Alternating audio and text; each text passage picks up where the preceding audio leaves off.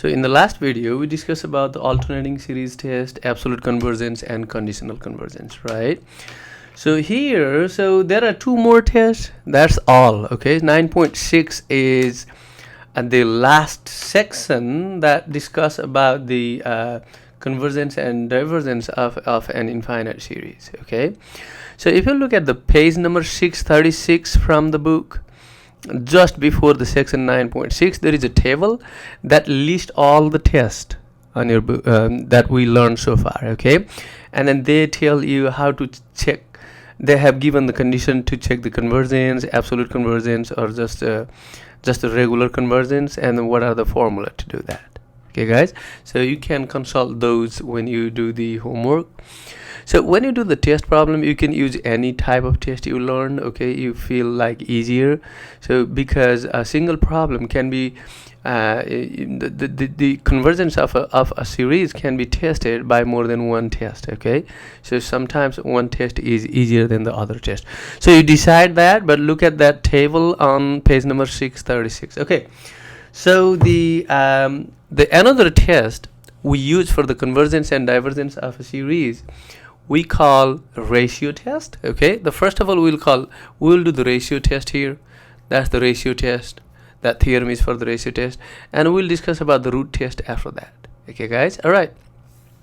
So what does the ratio test say is, let the series n equals to 1 through infinity an be a series of non-zero terms, meaning all the terms of this series an are non-zero. Okay, then the series converges absolutely if the limit of the absolute value of an plus 1 over an is less than 1. If the limit of the an plus 1 divided by an, if that ratio has the limit less than 1, and then if you take the absolute value, if that is less than 1, then the series converges absolutely.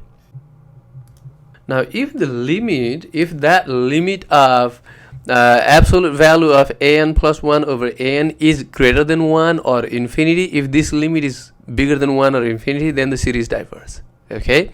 But if that limit, when this limit is less than 1, it converges absolutely. If that limit is greater than 1, it diverges. But if the limit is equals to 1, you will see that type of problem sometimes.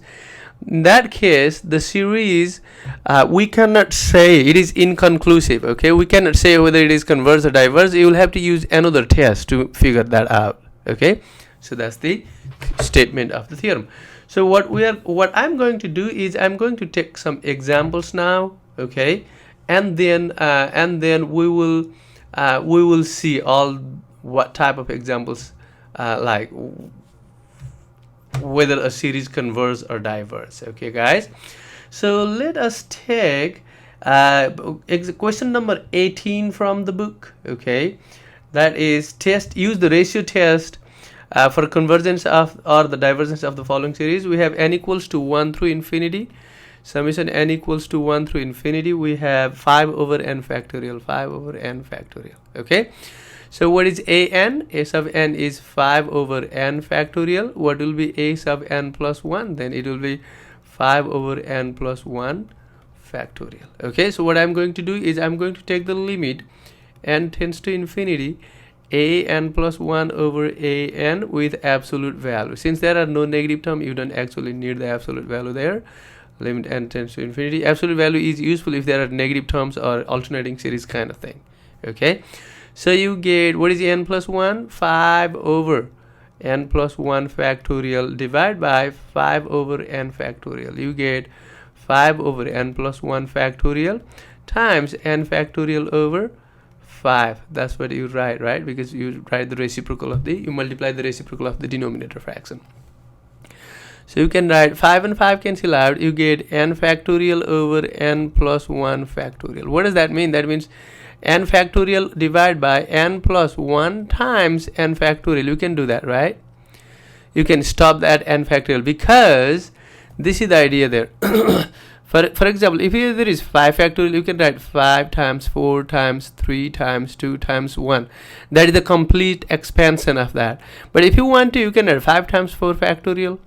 That's what I was doing here, because there is n factorial in the numerator, so I was stopping at n factorial.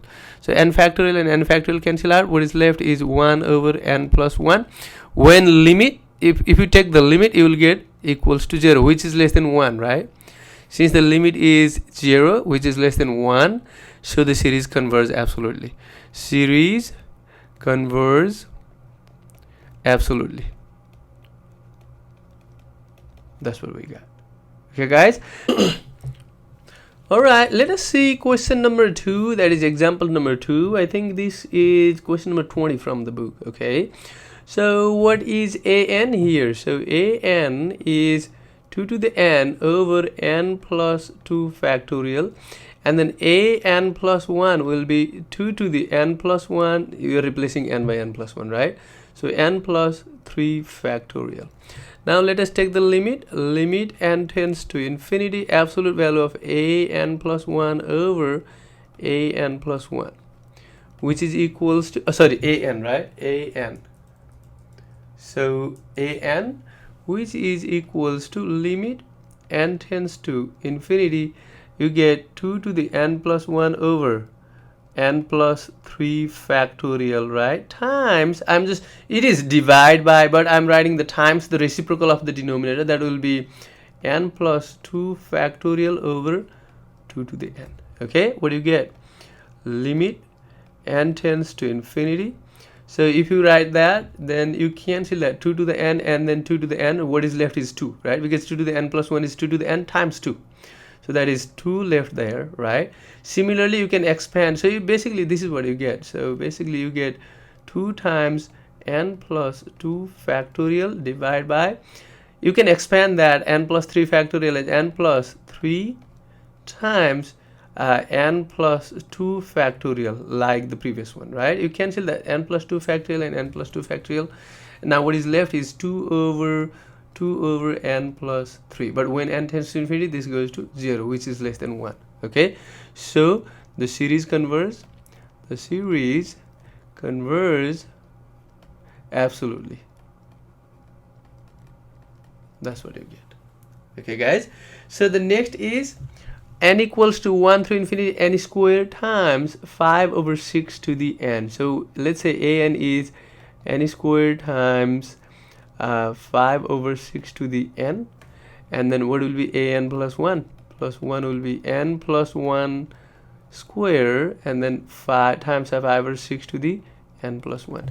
Let us take the limit. Limit n tends to infinity, an plus 1 over an. Since all of these are positive, so you don't need the absolute value there, because all of these are positive, right?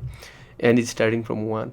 So you get n plus 1 square times 5 over 6 to the n plus 1 divided by n squared times 5 over 6 to the n. Okay, now what do you get? You cancel 5 over 6 to the n and 5 over 6 to the n. What is left is 5 over 6 there, right? And similarly, there is n plus 1 square over n square. So how do you write that? It is n plus 1 squared times 5 over 6 divided by n squared, right? But there is a limit, so what I'm going to do is I am expanding that. Do you know what that means? You can add 5 over 6 n squared plus 2n plus 1 divided by n squared. Okay, so what I'm going to do is I'm writing 5 over 6 and distribute that. So n squared over n squared is 1 plus 2 over n plus 1 over n squared. That's what I get. Okay, now take the limit. Limit is still there. Limit all of the terms must have the limit there. Limit n tends to infinity. So if you do that, then this becomes 0. When you take limit n tends to infinity, this becomes 0. So what you get is 5 over 6, right? You get 5 over 6. So how much is that? This is less than 1. So the series converges. Series converges absolutely. That's what you get. Okay, so the series converges absolutely there.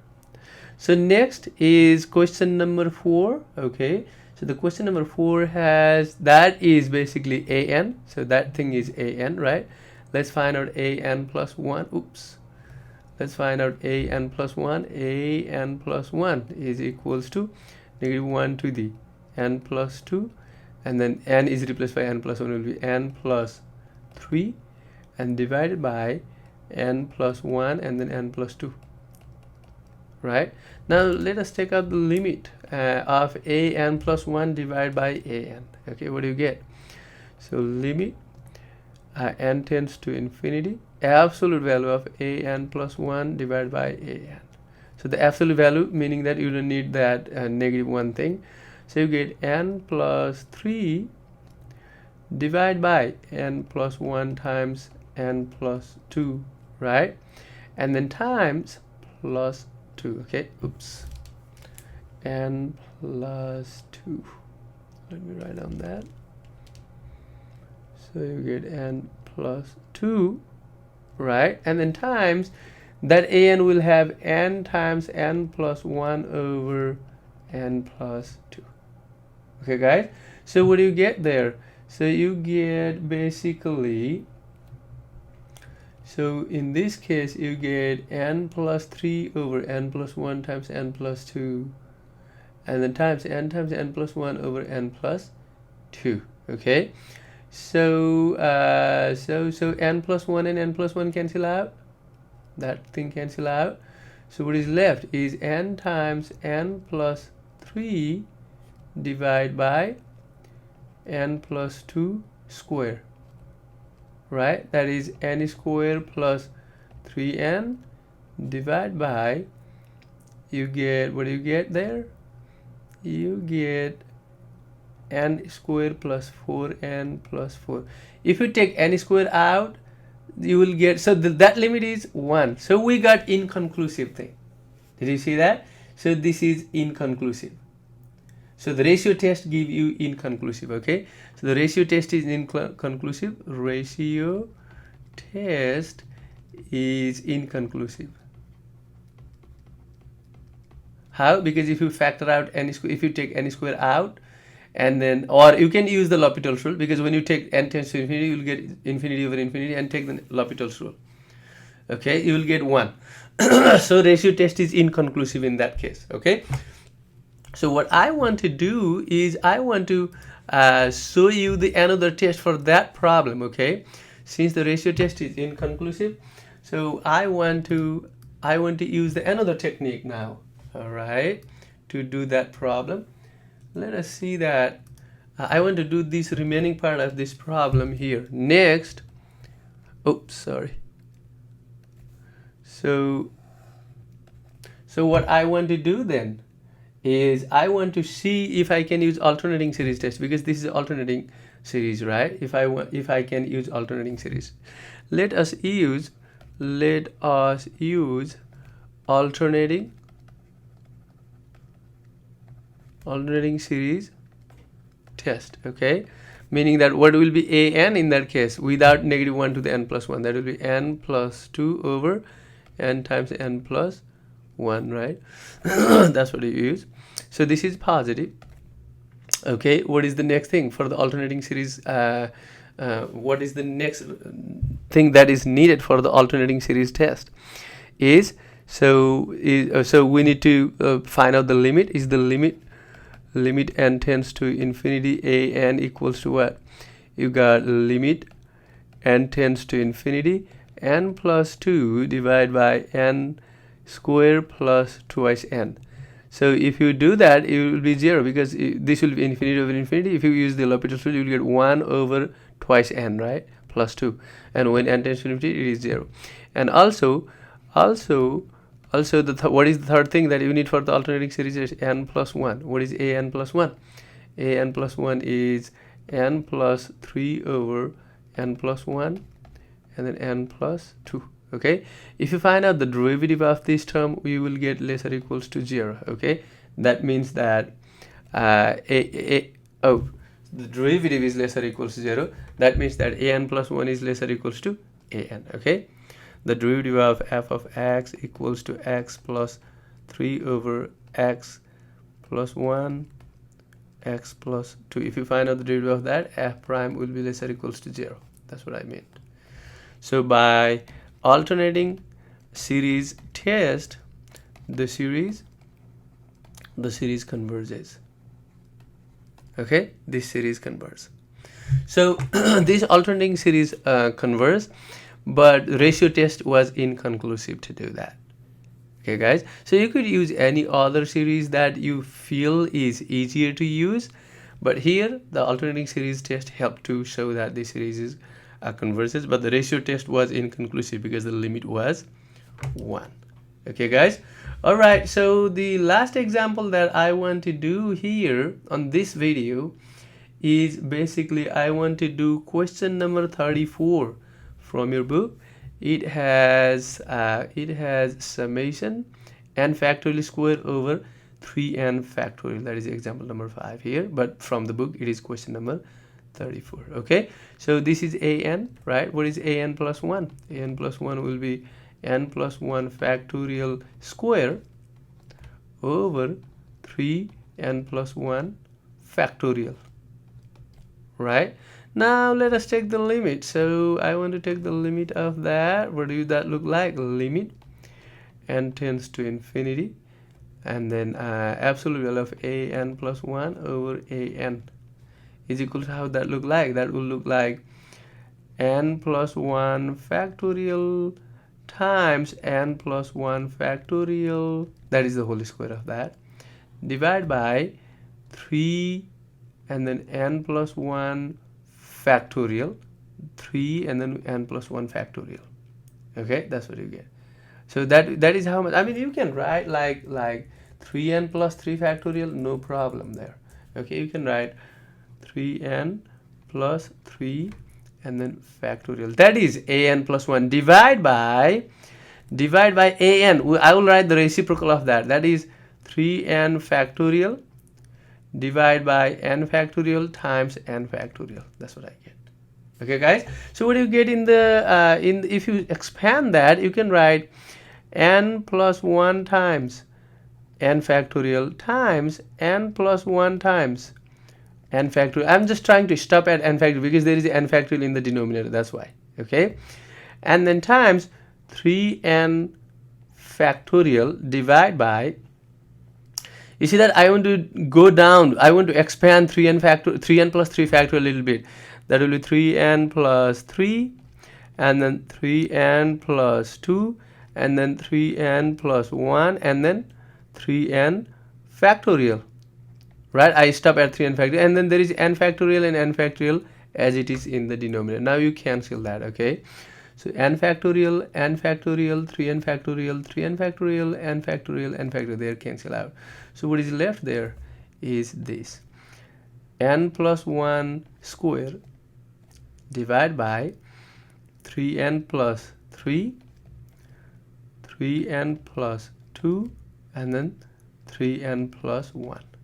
You see that if you expand in the numerator there is n square plus 2n plus 1, and in the denominator there is like 3 of the factors have n, so you will have n square term and then 27n cube term and then plus something there and then plus something there. You see that, and then there is a limit n tends to infinity. If you do that, if you factor out n square, so you will write n square and then 1 plus like that, and in the denominator you take n cube, you will get 27 plus blah blah like that. Okay, now if you cancel that, one n left in the denominator. When n tends to infinity, this goes to 0. Okay, so limit n tends to infinity, absolute value of an plus 1 over an is equals to 0, which is less than 1. So by ratio test, the series converges. The series converges absolutely. That's what it says. Okay, so this is how we use the ratio test, and if the ratio test is inconclusive, then you use another type of test, okay, that may give you the convergence or divergence. Okay guys, thank you.